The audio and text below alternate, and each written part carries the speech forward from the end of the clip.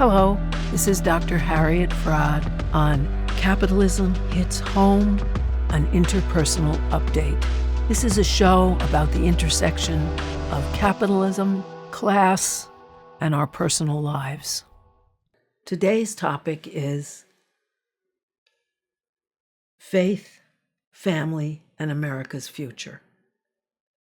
It's deeply influenced by two great Marxist thinkers, Louis Althusser and Alexandra Kollontai, who both thought about politics, economics, and personal life as well. Both tackled these issues in different eras, but stood out as exceptions in the Marxian tradition. Louis Althusser died in 1990. He was one of the great French thinkers who emerged after World War II, like Jean-Paul Sartre or Simone de Beauvoir or Foucault or Lacan. His work was both Marxian and also psychoanalytic. He was a political activist, a writer, and a philosopher. Because France is less conformist and status-oriented than the United States, he was the head of France's most prestigious equivalent of Super Harvard, even more than Harvard, because nobody's parent can give money to get them into Harvard. It's called the École, not get them into Harvard, get them into the École Normale Supérieure, France's Harvard. Alexandra Kollontai died in 1952. She was a heroine of the Russian Revolution. She was the first female cabinet member in the world. She had been the minister of propaganda in the Bolshevik Revolution because she spoke and wrote in 8 languages. She was a Marxist, a political activist, a feminist, a theoretician, a political writer, and also a fine novelist. Back to Althusser. One of Althusser's great contributions to us studying personal life and politics is his theory of ideological state apparatuses. There are 3 ideological state apparatuses: the authoritarian family, authoritarian religion, and authoritarian education. Each wields enormous power, and the power that they wield is much more powerful than the power of the army and the power of the police, because they train people to submit to authority from the inside, to understand that they're nobody much, and they better stay subordinate, and that obedience is their primary virtue, so that they daren't step out of line. An authoritarian family is a family with absolute control and power over its children. That's usually only possible if the family is isolated. Even where there were extended nuclear families living together, if a parent was irrational, there was a grandparent around, or an aunt or uncle who might step in. Little children live in isolated families in a world of omnipotent giants, their parents. And an indication of just how omnipotent they are is most American child murders, and America is way ahead of other countries in child murder because our families are isolated. We don't live in extended families. We don't live in collective families. We don't have quality state-provided child care centers from birth on. We don't have social workers who visit families routinely as part of a public health package. Children in authoritarian families learn the lines of dominance and subordination to authority, which they consider omnipotent. It's there in the language. Yeah, you do it because I said so. I beat you for your own good. Be good, which usually means be quiet and don't give me any trouble. Fundamentalist child-rearing manuals, which urge authoritarian education and champion it, explicitly advocate breaking children's wills. James Dobson of Focus on Family, a multi-million-dollar religious fundamentalist foundation and right-wing organization, has several best-selling books for fundamentalist parents. In one of his best-selling books for religious fundamentalist parents, The Strong-Willed Child, he particularly advocates breaking a child's will. Here's a quotation that makes the point that it's crucial to break a child from independent thinking or action. Parental authority is absolute. Quote, "As self-will is the root of all sin and misery, so whatever cherishes this self-will in children ensures thereafter those children's wretchedness and their faithlessness. Whatever checks and mortifies a child promotes their future happiness and piety. This is still more evident if we further consider that Christianity is doing nothing less than the word of God and not our own words, that the one grand impediment to our temporal and eternal happiness is self-will. No indulgence of children's self-will can be trivial. No denial of children's self-will will be unprofitable." Of course, the question here, who's to say what God's will is an impermissible question. Children can't ask, and neither should their parents if they're in a fundamental church. In a non-authoritarian family that respects a child's will, a child's wishes, and his or her ability to understand, children can learn that they are an important part of the family, and what they want and what they think and what they feel is important. In an example, I have a friend whose 4-year-old boy was eating at the family table and started eating with his hands. The father stood up and in a very booming voice said, "Don't eat with your hands!" And the little boy started crying. He was only 4. And he said, "You frightened me. You frightened me, Daddy." And the father said, "I'm sorry. I shouldn't frighten you. You shouldn't eat with your hands, but I shouldn't yell at you either.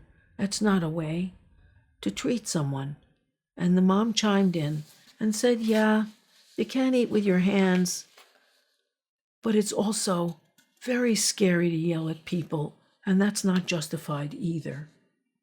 The quotation, "Christianity is doing nothing less than the word of God and not our own, that one grand impediment to our temporal and eternal happiness is this self-will," takes us on to the domain of authoritarian religion. In authoritarian religion, the priest, the imam, the rabbi, the minister is considered the representative of God's voice, never to be questioned, even if he sexually abuses you, which is the case across the world. 40,000 Irish orphans in Irish religious orphanages testified that they submitted to physical violence and rape because they were told it was God's will, and they were taught that God's will is the priest and the nun's will, and they must submit. Children are to recognize their subordinate relationship to absolute authority. That is true in authoritarian education as well. The teacher is the absolute authority to which you must submit. You learn what the teacher wants. You learn to obey. You don't ask questions, particularly questions that might challenge the teacher. A dear friend of mine who grew up as a kind of a street urchin because his parents worked in factories very long days, so he grew himself up, was tested and found that he was a genius. on the standardized tests. And so the local yeshiva gave him a scholarship, a full scholarship, which his Orthodox believing parents found a great honor. The first week during religion class, he piped up and said, "Wait a minute, that doesn't make sense. Hold on. And the teacher told him to get to the principal. He got to the principal, who was a rabbi, and said, "Why are you here?" And he explained, "He was saying this, that doesn't make any sense." And the rabbi slapped him across the face. He then proceeded to punch that rabbi right in the nose, because he thought in his few interactions with his father had told him, "Listen, don't go looking for trouble, but somebody hits you, you get them right back." And he wasn't brought to temple. He was out on the street by himself most of the time. And I remember when I was at PS 81 in the Bronx, a very authoritarian school, the teacher was talking about Christmas customs and burning the Yule log. And I raised my hand and said, "Well, won't that burn Santa Claus when he comes down the chimney?" And she yanked me out of my seat, dragged me to the front of the room, and knocked my head against the blackboard because I was asking an insolent question to her mind. That's authoritarian education, where the point is, don't you dare challenge the authority. If we return to Althusser's first ideological state apparatus, the authoritarian family, we can look at the situations of children and parents in the United States. Startling statistics give us clues as to what is wrong with isolated authoritarian families. For example, the murder rate in Iceland is 1.8 people a year, with many of those murders committed by people outside Iceland. 1.8 murders for everyone, 0 murders of children. The United States is the lead in murder among all the developed nations in the world. In the United States, there are 500 murders a year of children, which are that's just the numbers of murdered children. And they are overwhelmingly murdered by their authoritarian family, by their parents or designated relatives. And why are their parents under such pressure? Well, parents in the United States, unlike those of the other developed nations, are saddled with costs. The burden of children's care is staggering to most families. Licensed infant and toddler daycare is unaffordable, which is probably why 85%, according to government statistics, 85% of child care centers in the United States are substandard in their quality. On average, U.S. child care for infants and toddlers is $1,230 a month, just about $15,000 a year to provide child care for one child. Of course, if you have 2 children, it's double.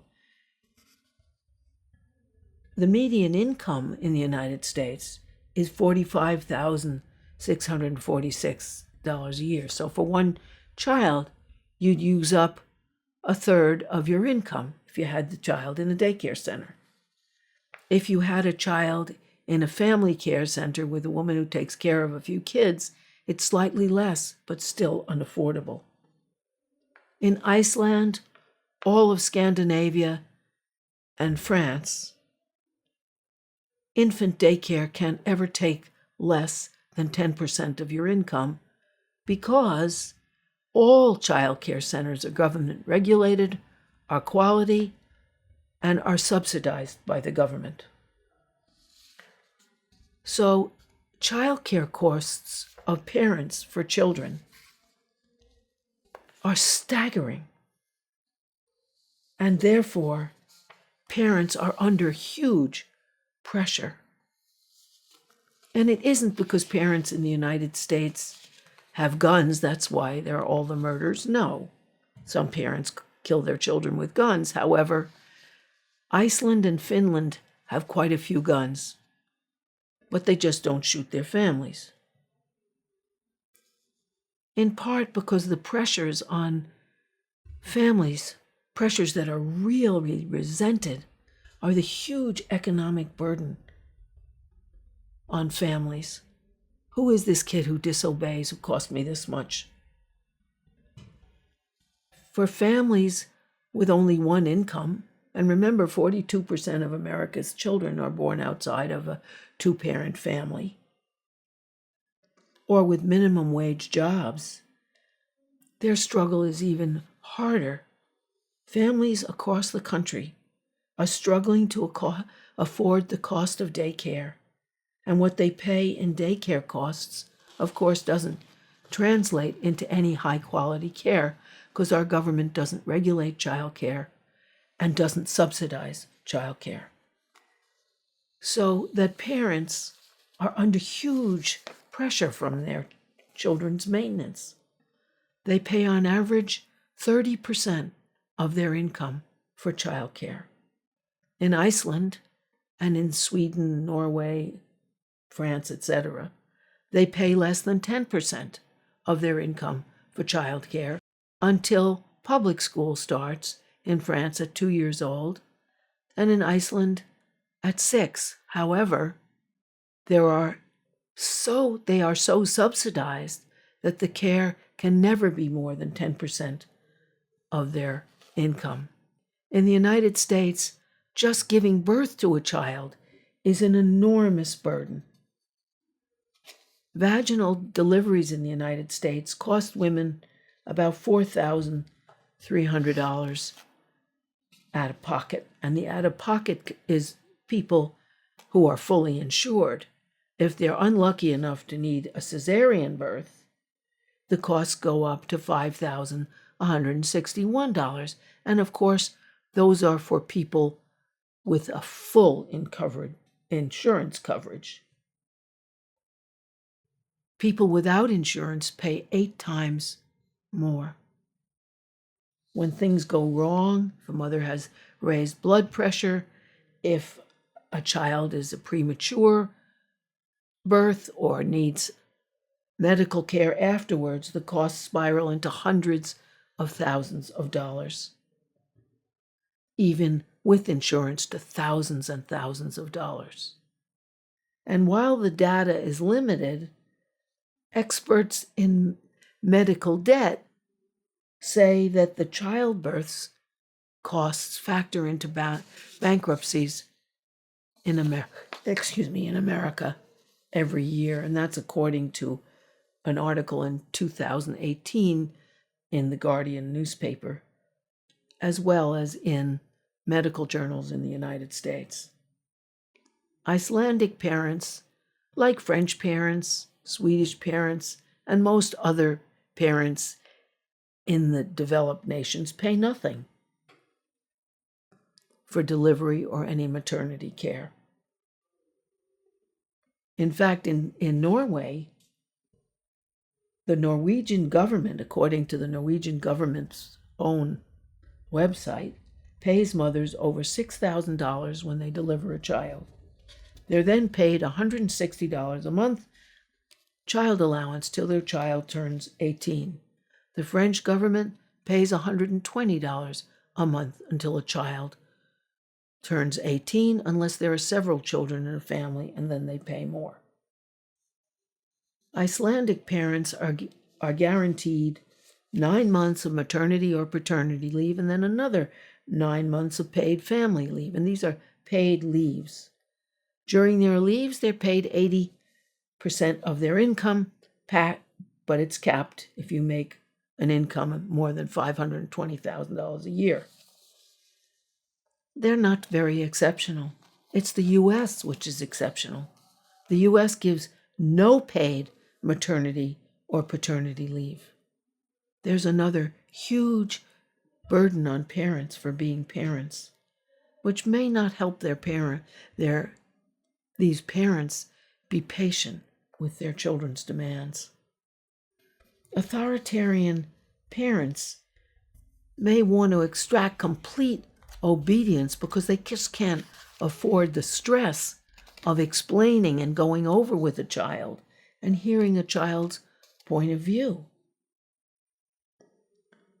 As I pointed out before, authoritarian religions encourage extracting total obedience from children. Philip Grevin has a book on fundamentalist child rearing. If you look on Focus on Families, any of their child rearing books advocate total obedience and breaking children's will. If we look in our own city, in New York, because that's where I live, at success academies, which are subsidized, they are charter schools, and they are champions of authoritarian education. Children have to sit upright with their hands folded at all times. They're not even allowed to go to the bathroom without being timed, so they don't spend too much time in the toilet. They're not allowed to leave when they have to go to the bathroom, except for certain certified times. So if someone has an illness, they could soil themselves and humiliate themselves at school. Authoritarian families, authoritarian religions, and authoritarian education work hand in hand to shape children who think they are really good people if they don't question the rules and they never disobey. Those children are ripe to graduate and go on to be obedient citizens in an authoritarian government to which they submit without questions. They admire the authority, even an irrational one. They obey orders, and they don't question. The German film, The White Ribbon, is a wonderful film showing how German child rearing before World War II created the conditions for fascism and submission to fascism. Our isolated and debt-burdened parents and authoritarian schools and authoritarian religions prepare Americans to obey autocrats who demand loyalty and unquestioning obedience. Many private schools offer the opposite, just as the Success Academies and many other charter schools and the Christian schools advocated by our Education Commissioner, Betty DeVos, want children to recite, to be quiet, to listen, and never to challenge authority. Whereas a non-authoritarian education does just the opposite. A lot of very expensive private schools follow non-authoritarian principles. They usually the lowest cost is $40,000 a year. They often train children of the elites to be leaders, to ask questions, to challenge, to innovate, to think rather than obey without question. So they are preparing people to lead rather than to follow orders. Because a non-authoritarian education helps children figure things out. The difference, I can tell you in terms of geography, at PS 81, we learned geography by coloring in countries and memorizing the shape and the name of the country. We had no idea what was going on in their country or why anybody settled in a particular place or what geography was really about. It's a very different approach from the kind of approach where you say, okay, let's say you're a person and you have no city, no streets. You're trying to figure out where to live. What would you need? And you elicit from the children, well, you need water, you need to be able to get food, you need to be able to be in a safe place. And then you look at how countries developed and how cities developed with rivers and oceans and arable land that people could till for food and a reasonable climate.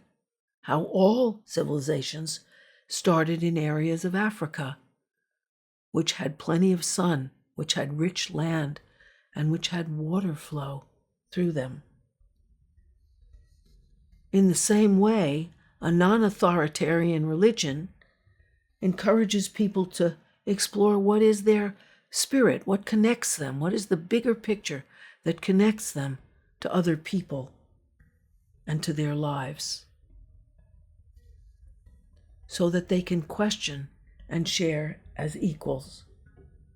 A quality education would be possible for all children, which we had an idea, which was advocated in the early 70s, and that was the idea of educational parks, that all the resources from all these isolated schools in very different neighborhoods would be combined to quality educational parks which had all the enrichments that a private school can have.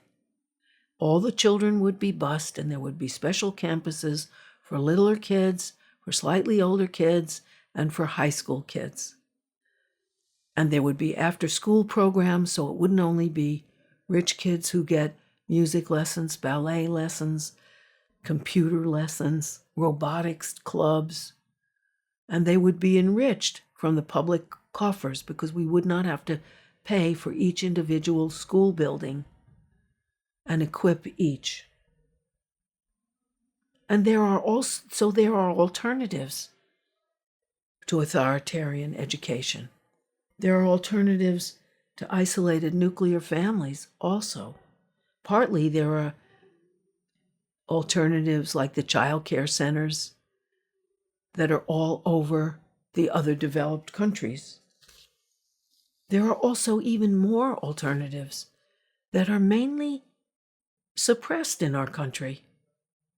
After World War II, when there were so many children who were homeless and orphaned, alternatives to the nuclear family sprung up, and there are still some that exist in the world. There were other ways to bring up children, radical alternatives born of changed circumstances. In Europe with World War II, in Russia after Russia's civil war and their revolution. And I'll start by describing some of them that were started in Europe after World War II. One of them is called Kloster Indersdorf. I only found out about these things, by the way, because I really wanted to know, because they're not readily available. Kloster Indersdorf is covered in a book called The Rage to Live by Anna Adlauer and Sarah Moskowitz. And it's about children who were from concentration camps and who were orphaned and displaced people during World War II, who were sent to Kloster Indersdorf in Germany, from toddlers to kids of about 16, some of whom had no idea about what happened to them and their parents. And they were cared for by the UN Refugee Administration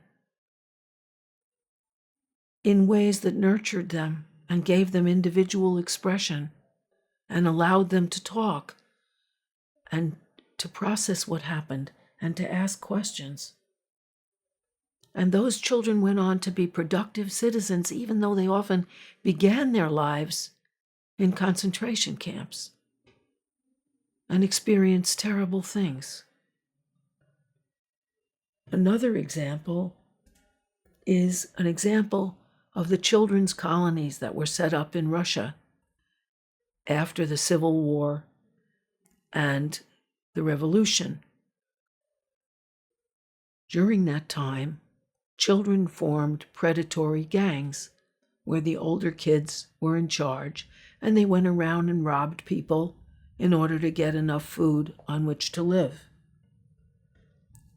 What they started then were children's colonies. Their great educator was a guy named Anton S. Makarenko, who started these colonies where children ran the whole colony. where they were trained to work with the staff and to be given responsibilities and authority, and they ran the place, but with the help of the teachers. And they were entirely self-sufficient after a while. They made their own food, they made their own clothes. When a kid came into the colony, they had a welcoming ceremony with their brass band from the colony and bestowed on that child the uniform made by the colony. They even had older kids watching the greenhouses at night to make sure that if the weather changed, they could do something about it and the flowers wouldn't freeze. In Russia today, there are the Kites communitarian homes, where children who were so badly abused and neglected that they were taken from their parents go into a system of family homes with some of the people's natural children and some of the children from these homes, where everyone is committed to child development, from the gardeners to the cooks to the parents, and where people meet collectively and talk collectively. And the idea is to take children from criminally abusive families and show them that people together can make a better life. And they have had tremendous success, which is interesting since they started out life so very injured. So how do we save Americans from submitting to irrational authorities in this country when many have been raised in authoritarian families, and authoritarian churches, and authoritarian schools? Well, the first thing we'd have to do is change the situation of the United States family's huge individual financial burdens for children. Then we'd have to change family isolation by providing superb childcare, the way they do in most of the OECD nations and way they do in all the Scandinavian nations and France. Public care that doesn't cost money and can never cost more than 10% of a parent's income. We also need to study other collective forms of child rearing from the start, because 1 in 10 children now in the United States spend some time in foster care because the opiate crisis has knocked out their parents, because their parents have proved unfit to bear the heavy burdens of childcare in our society. And so that you have to create alternatives. And there are alternatives, so that we could create childhoods and adulthoods free of ideological state apparatuses, of authoritarian religions, authoritarian families, and also authoritarian education. We can do that. It's doable in the rest of the world.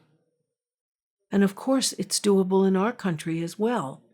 And if we preoccupy ourselves with devoting 1/3 of the money we devote to creating armaments, 1/3 of $1 trillion, we could make huge headway of changing family isolation and the conditions for children and families, and changing authoritarian religions, and by creating a spiritual environment for everyone, and also creating non-authoritarian education that teaches children to challenge, to question, to treat each other well, and to be in a collective.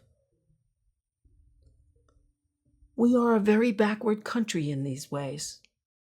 And if we want people to really be independent thinkers, we have to, as a left, address these situations that have to do with childcare, maternity care, health care, education, religion, and family, and stop leaving utterly vulnerable children in the care of a totalitarian family where they have so few choices. and where they're not urged to question and urged to accept themselves as people, even if they have to be civilized and relate to other people, to accept their impulses. A good example is, I remember when my daughter was about 2, I got her and my son ice cream cones, and she started to cry. I said, "Why are you crying?" She said, "I wanted both cones, and I only have one." And I said, "Of course you did. Everybody wants both. But you can't have both, because he wants both too. Everybody wants it all. And we have to share or nobody will get a chance." She accepted that even though she was only 2. You can allow children to want what they want, need what they need, and be accepted for who they are. And so that they learn that their own feelings, their own reactions are reasonable. They're sometimes unreasonable, they sometimes can't be allowed, but they're allowed as people to have reactions, to challenge things, to try to understand, to not just accept and submit. And when sometimes children do have to obey, whether they want to or not, to let them know, "I'm sorry. You have to do what I say. I'm in charge of your life, and I've decided that's the most important thing to do. Later, we both may think that's a mistake, but right now you have to do it." That's enabling people to understand, to think for themselves, and to be okay as people, and not to blindly obey, which is terribly dangerous. Thank you for listening. This episode has been brought to you by Democracy at Work. Please support our work. Visit our website at democracyatwork.info.